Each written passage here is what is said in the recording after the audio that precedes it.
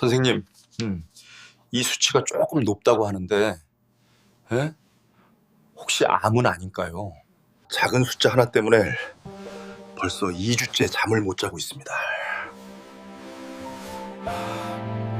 모든 수치 상승이 암을 의미하지는 않습니다. 이 나이에는 병을 더 찾는 것보다 몸의 균형을 지키는 것이 더 중요합니다. 그렇다면 제가 너무 겁을 먹은 건가요? 그날 선생님 말씀을 듣지 않았다면 저는 더 많은 검사를 하고 더 불안했을 겁니다. 감사합니다. 지금처럼 천천히 준준히 관리하시면 됩니다. 어떤 아침들은 지금도 아주 또렷하게 기억에 남아 있습니다. 한 환자가 제 앞에 앉아 있었지요. 눈빛에는 불안이 가득했지만 입으로는 애써 아무렇지 않은 척을 하고 있었습니다. 그분은 저에게 정기 건강검진을 받고 왔다고 말했습니다. 검사는 지치캉마니 시캉인 담이라고 생각했다고 했습니다. 하지만 단 하나의 작은 이상 소견만으로도 몇 주 동안 잠을 이루지 못하게 되었다고 했습니다. 오늘 이 영상을 보고 계신 어르신들 중에도 이렇게 생각하시는 분이 계실지 모릅니다. 검사라는 건 그냥 하는 게 낫지 않나? 일찍 발견하는 게 더 좋은 거 아니야? 그렇다면 저는 이 이야기를 끝까지 차분히 들어주시길 바랍니다. 왜냐하면 70세 이후에는 우리가 생각하는 것만큼 이득이 되지 않는 검사들도 있기 때문입니다. 어떤 경우에는 바로 그런 검사들이 불필요한 치료의 연세를 열어버려 오히려 몸을 더 빠르게 약하게 만들기도 합니다. 저는 병원에서 30년 넘게 일해온 의사입니다. 그동안 저는 환자를 가장 힘들게 한 것이 병 자체가 아니라 검사 결과지를 손에 쥔 뒤 생겨난 두려움이었던 경우를 수도 없이 보아왔습니다. 그리고 가장 안타까운 사실은 70세가 넘은 나이에라면 우리 의료진 스스로도 매우 신중하게 고민할 검사들이 분명히 존재한다는 점입니다. 어르신들은 의심소견이라는 결과가 나온 뒤 어떤 일이 벌어지는지 아십니까? 대개는 또 다른 검사가 이어집니다. 그리고 추가 촬영이 이어지고 조직검사가 진행되고 입원하여 경과를 지켜보게 됩니다. 그 과정에서 이미 50대, 60대 때와 같지 않은 몸은 스트레스와 약물, 시술로 인해 점점 더 소모되기 시작합니다. 저는 74세의 한 어르신을 만난 적이 있습니다. 그분은 특별한 증상이 전혀 없었습니다. 식사도 잘하시고 잠도 잘 주무시며 매일 아침 산책을 하셨고 혈압도 안정적으로 관리되고 있었습니다. 그런데 종합검진 중 안심을 위해서라는 이유로 한 가지 정밀 검사를 추가로 권유받았습니다. 결과는 기준치보다 몇 단위 정도 높은 수치였습니다. 그 순간부터 불안한 나날이 시작되었습니다.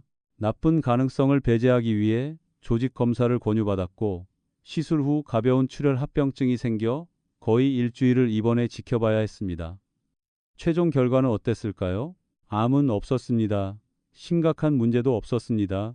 하지만 그 이후 그분의 건강은 이전 같지 않았습니다. 병원이 두려워졌고 검사 이야기가 나오는 것만으로도 긴장하게 되었습니다. 그리고 무엇보다 그 입원 기간 이후 몸이 눈에 띄게 약해졌습니다. 제가 이 이야기를 드리는 이유는 검사가 나쁘다고 말하기 위해서가 아닙니다. 아닙니다. 검사는 의학에서 매우 중요한 도구입니다. 다만 어떤 도구든지 쓰이는 시기와 대상이 중요합니다. 70세 이후에는 모든 것을 어떤 대가를 치르더라도 찾아내는 것이 목표가 아닙니다. 목표는 평안하게, 안정적으로 삶의 질을 유지하며 사는 것입니다. 제가 먼저 말씀드리고 싶은 것은 증상이 전혀 없는데도 너무 잦게 이루어지는 암 검진입니다. 젊은 사람에게는 조기 발견이 예후를 크게 바꿀 수 있습니다. 하지만 고령자, 특히 진행 속도가 매우 느린 경우에는 작은 종양이 남은 생애 동안 아무런 해를 끼치지 않을 수도 있습니다. 그럼에도 불구하고 일단 발견되면 우리는 거의 반드시 개입하게 됩니다. 어르신들, 이런 사실을 알고 계십니까? 어떤 암은 너무 느리게 자라서 위험해지기까지 10년, 15년이 걸리기도 합니다. 하지만 75세, 80세의 나이에서는 심장이 건강하고 정신이 맑고 다리가 튼튼한 것이 훨씬 더 중요합니다. 해가 될지 확실하지도 않은 작은 종양 하나 때문에 큰 수술이나 항암 치료, 방사선 치료를 받아야 한다면 그 대가는 너무 클 수 있습니다. 두 번째는 꼭 필요하지 않은데도 조영제를 사용하는 복잡한 영상 검사들입니다. 저는 조영제를 사용하는 CT 촬영 한 번 이후에 신장 기능이 눈에 띄게 떨어진 경우를 많이 보았습니다. 젊은 사람은 신장이 비교적 빨리 회복될 수 있습니다. 하지만 고령자에게는 작은 손상 하나하나가 쌓입니다. 그리고 신장은 매우 조용한 장기입니다. 문제가 드러났을 때는 이미 늦은 경우가 많습니다. 어르신들 중에도 아프지도 않고 열도 없고 체중이 급격히 줄지도 않았는데 확실히 하기 위해 한 번 더 찍어보자는 말을 들어본 적이 있으신가요? 저는 모든 권유를 거절하라고 말씀드리는 것이 아닙니다. 다만 한 가지 질문을 스스로에게 혹은 의사에게 던져보시길 바랍니다.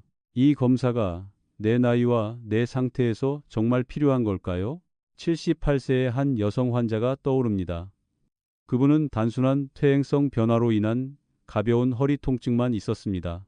하지만 걱정이 커지면서 가족들이 여러 검사를 요구했고 엑스레이부터 CT, MRI까지 진행되었습니다. 결국 결론은 나이에 따른 퇴행성 변화였습니다. 하지만 그 과정에서 오래 누워 있어 혈압이 떨어지고 이동이 잦아 피로가 쌓였으며 마음은 계속해서 나쁜 결과를 기다리는 상태에 놓여 있었습니다. 우리는 이것을 우연한 발견이라고 부릅니다.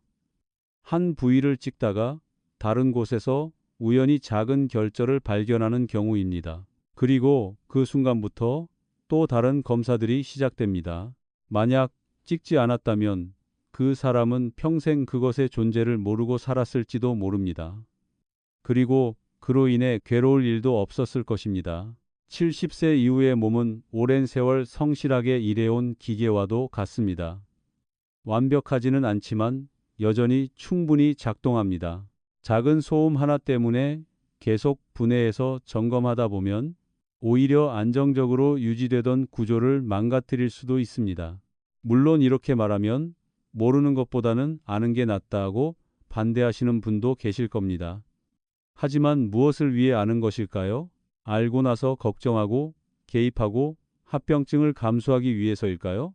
아니면 너무 작고 느린 병이라 결국 아무것도 바꾸지 못할 것을 알기 위해서일까요? 저는 늘 고령의 환자분들께 이렇게 말씀드립니다.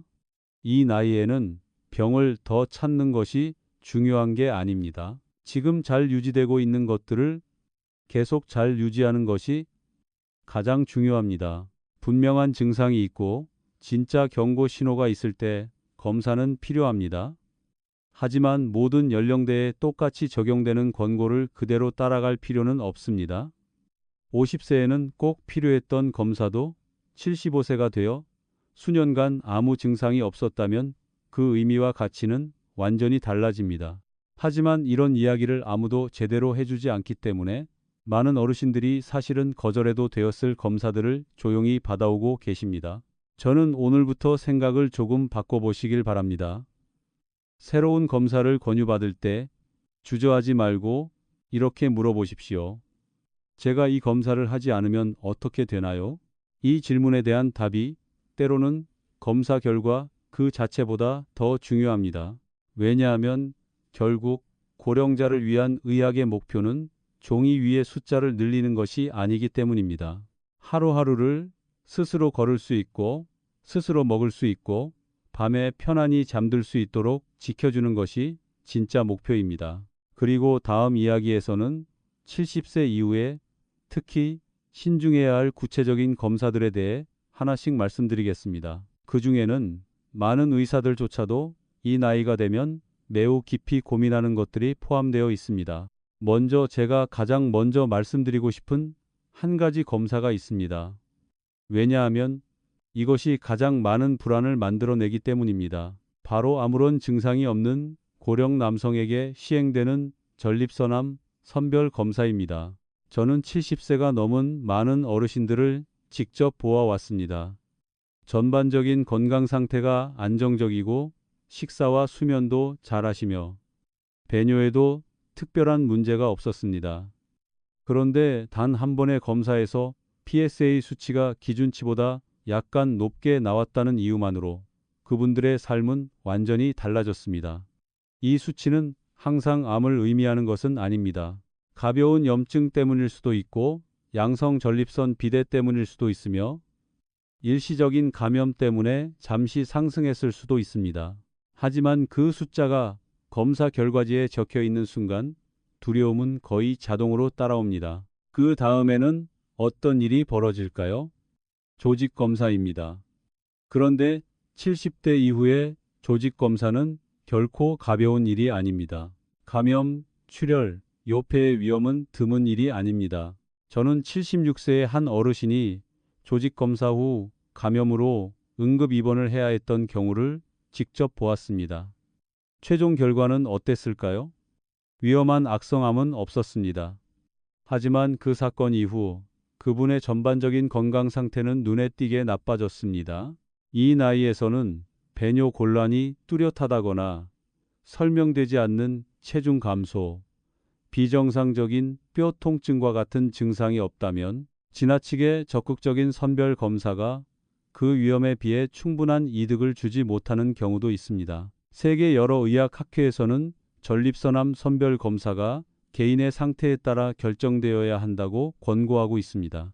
특히 70, 75세 이상에서는 모든 사람이 반드시 해야 하는 검사가 아니라는 뜻입니다. 두 번째는 지나치게 자주 시행되는 정기 내시경 검사입니다. 특히 여러 해 동안 위험한 용종이 없었고 아무 증상도 없는 사람에게 시행되는 대장 내시경입니다. 내시경은 매우 좋은 도구입니다. 하지만 마취가 필요하고 장 정결을 해야 하며 장 천공이나 출혈의 위험이 있는 시술이기도 합니다. 저는 79세의 한 여성 환자를 기억합니다. 5년 전에 내시경을 받았고 결과는 완전히 정상이었습니다.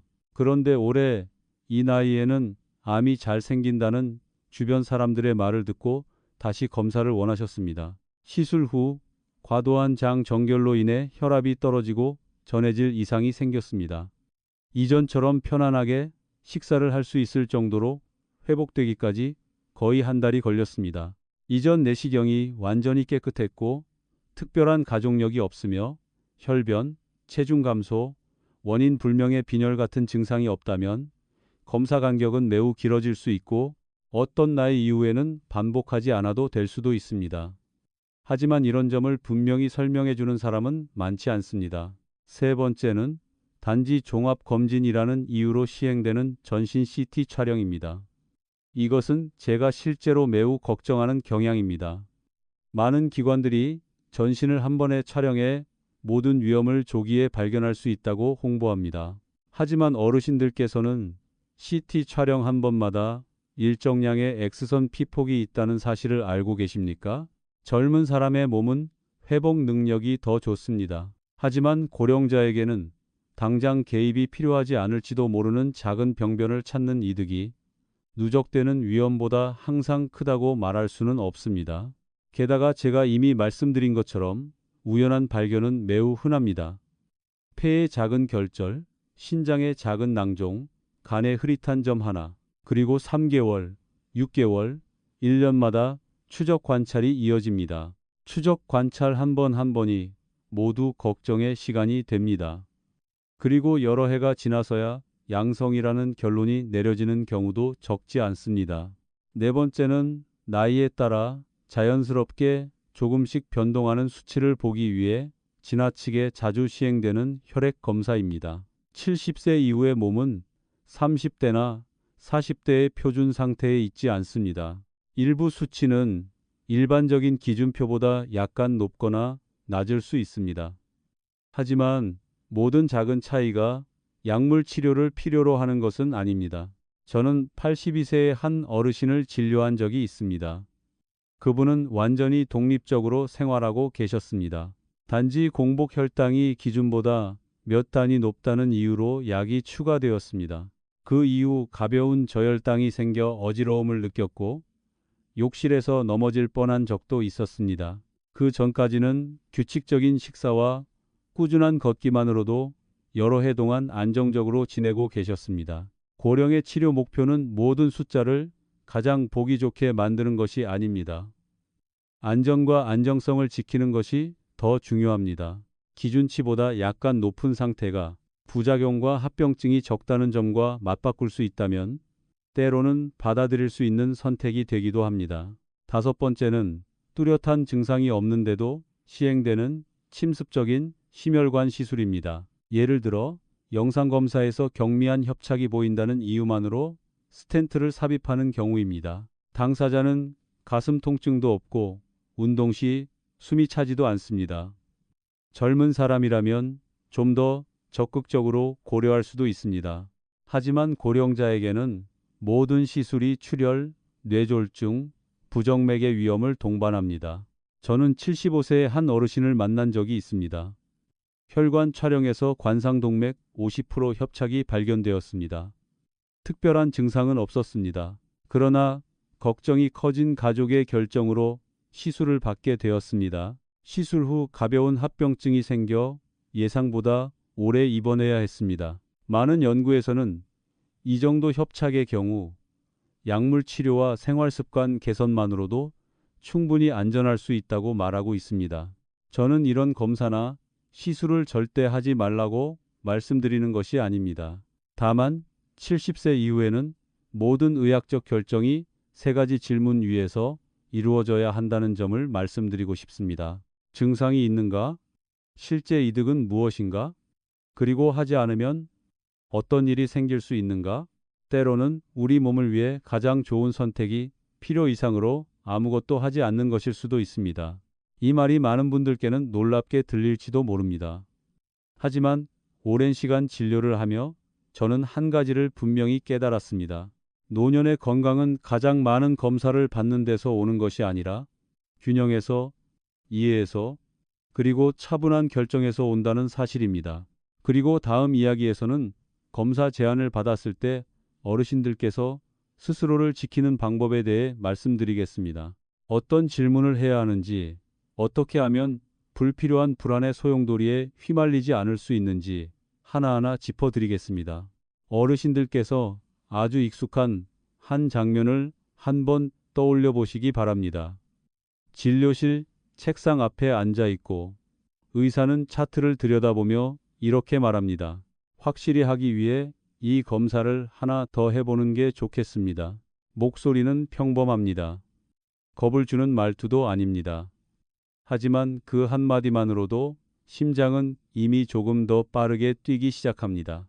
그 순간 다시 묻는 사람은 거의 없습니다. 의사를 믿기 때문이기도 하고 괜히 번거롭게 묻는 것 같아서이기도 하며 혹시라도 비협조적인 환자로 보일까 걱정되기 때문입니다. 하지만 70세가 넘은 나이에서는 그 침묵이 어르신들을 스스로도 충분히 이해하지 못하는 일련의 의료적 개입 속으로 들어가게 만들 수 있습니다. 저는 늘 제 환자분들께 이렇게 말씀드립니다. 어르신들께는 질문할 권리가 있습니다. 그리고 한 가지만이 아니라 적어도 세 가지는 물어보셔야 합니다. 첫 번째 질문입니다. 이 검사는 무엇을 찾기 위한 것입니까? 아주 단순하게 들리지만 이 질문에 대한 답은 검사 목적이 무엇인지 분명히 보여줍니다. 현재 어르신께서 겪고 있는 구체적인 증상을 확인하기 위한 것이라면 그건 충분히 타당합니다. 하지만 몸 상태가 안정적인데도 단지 전반적인 선별 검사라는 이유라면 한 번 더 신중히 생각해 볼 필요가 있습니다. 두 번째 질문입니다. 이상 소견이 나오면 그 다음에는 무엇을 하게 됩니까? 이 질문이 가장 중요합니다. 작은 이상 하나가 발견되는 순간 추가 촬영, 조직 검사, 시술로 이어지는 경우가 적지 않기 때문입니다. 그리고 이 나이에서는 그 한 단계 한 단계마다 분명한 부담이 따릅니다. 세 번째 질문입니다. 이 검사를 하지 않으면 실제로 어떤 위험이 있습니까? 이 질문은 전체 그림을 보게 해줍니다. 몇 달 정도 검사를 미뤄도 아무런 문제가 되지 않는 경우도 있고 임상 증상만 관찰해도 충분히 안전한 이상 소견도 있습니다. 저는 81세의 한 여성 환자를 진료한 적이 있습니다. 6개월 전 CT 촬영에서 3mm 크기의 작은 폐결절이 발견되어 다시 촬영을 권유받은 분이었습니다. 그 결절은 변하지 않았습니다. 그분이 저에게 물었습니다. 제가 다시 찍지 않으면 어떻게 되나요? 저는 아주 솔직하게 답했습니다. 앞으로 몇 년 안에 문제가 될 가능성은 매우 낮습니다. 하지만 다시 찍으면 추가적인 방사선 노출과 걱정을 감수해야 합니다.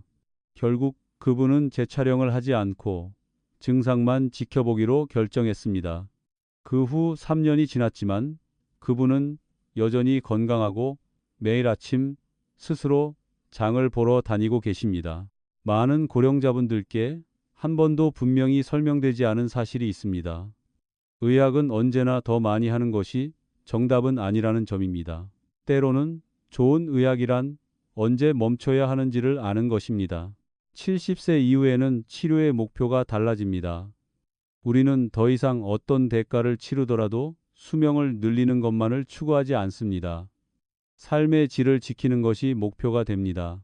통증 없이, 과도한 걱정 없이 편안하게 보내는 하루는 남은 삶에 영향을 줄지 확실하지도 않은 작은 병변을 찾아내는 것보다 훨씬 더 중요합니다. 저는 75세에 석 달마다 검사를 받으며 늘 결과를 기다리는 사람들도 보았습니다. 그리고 같은 나이에 꼭 필요할 때만 진료를 받고 가벼운 운동을 하며 식사를 조절하고 충분히 잠을 자는 사람들도 보았습니다. 두 번째 그룹이 대체로 육체적으로도 정신적으로도 더 평온하고 건강한 경우가 많았습니다. 어르신들께서는 한 가지를 꼭 기억하셔야 합니다.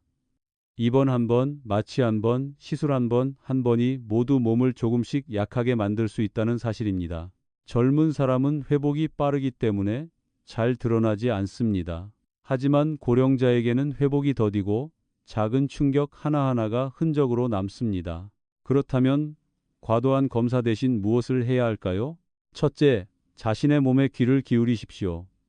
새로 나타나고 지속되며 분명한 증상이 있다면 결코 가볍게 넘기지 마십시오.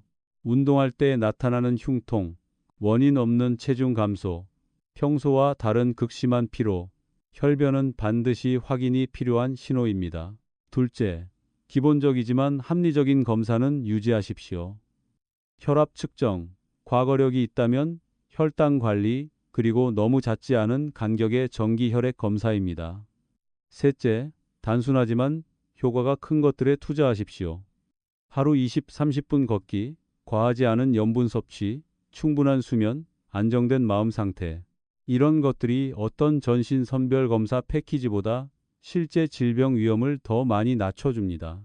73세의 한 어르신이 제게 이렇게 말한 적이 있습니다. 검사를 안 하면 병이 갑자기 올까봐 무섭습니다. 저는 미소를 지으며 이렇게 답했습니다. 큰 병은 대부분 아무 신호 없이 오지 않습니다. 문제는 우리가 그 신호를 알아차릴 만큼 차분할 수 있느냐는 것입니다. 두려움은 모든 것을 확인하고 싶게 만듭니다.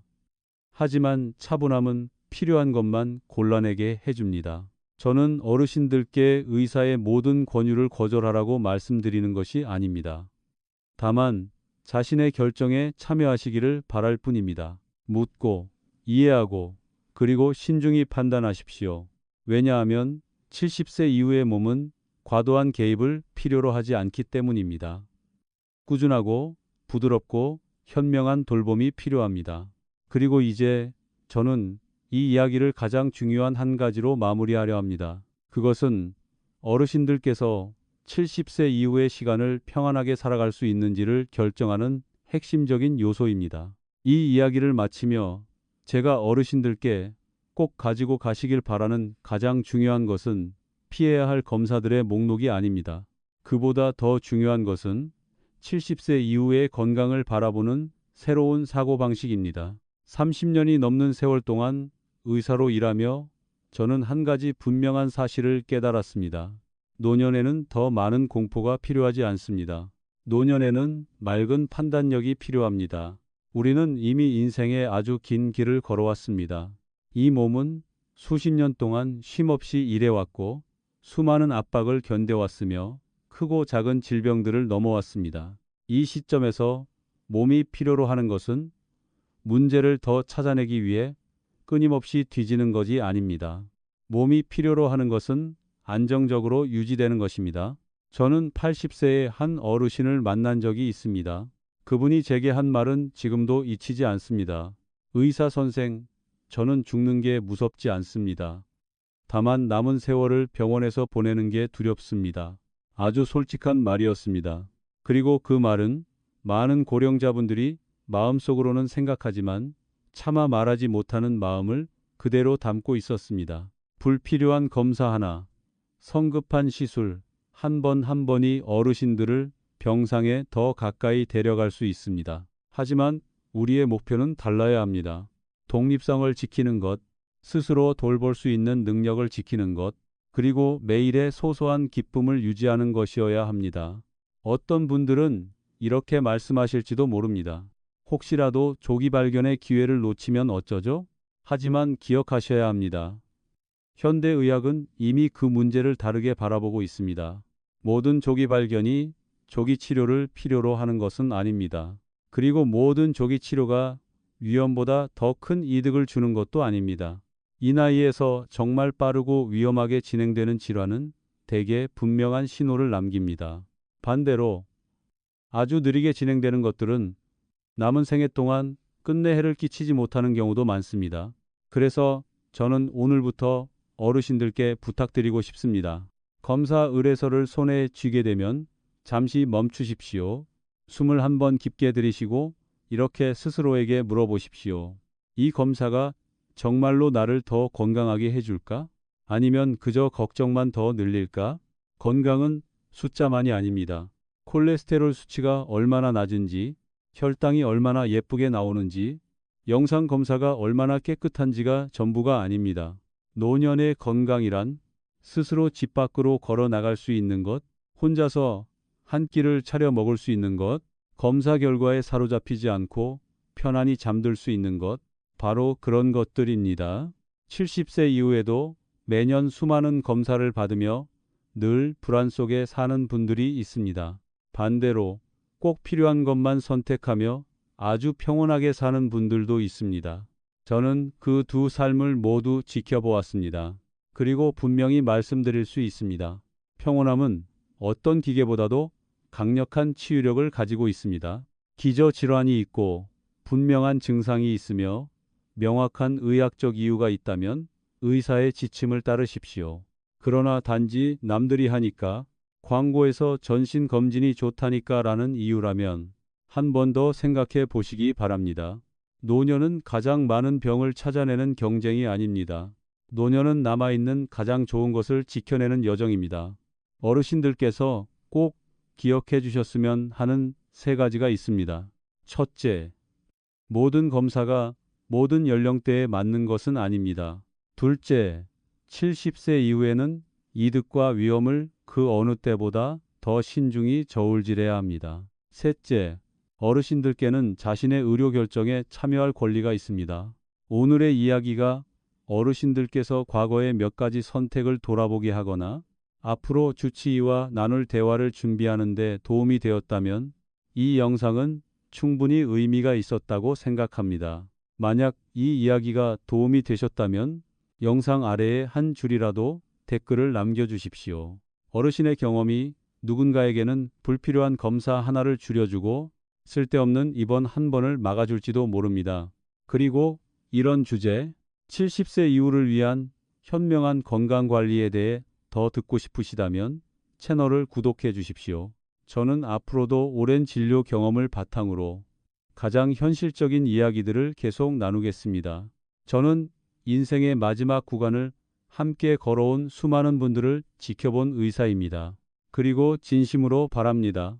어르신들께서 70세 이후의 시간을 맑은 판단으로 가볍게 그리고 평안하게 지나가시기를 말입니다. 우리는 더 많은 것을 할 필요가 없습니다. 우리는 그저 더 옳은 선택을 하면 됩니다.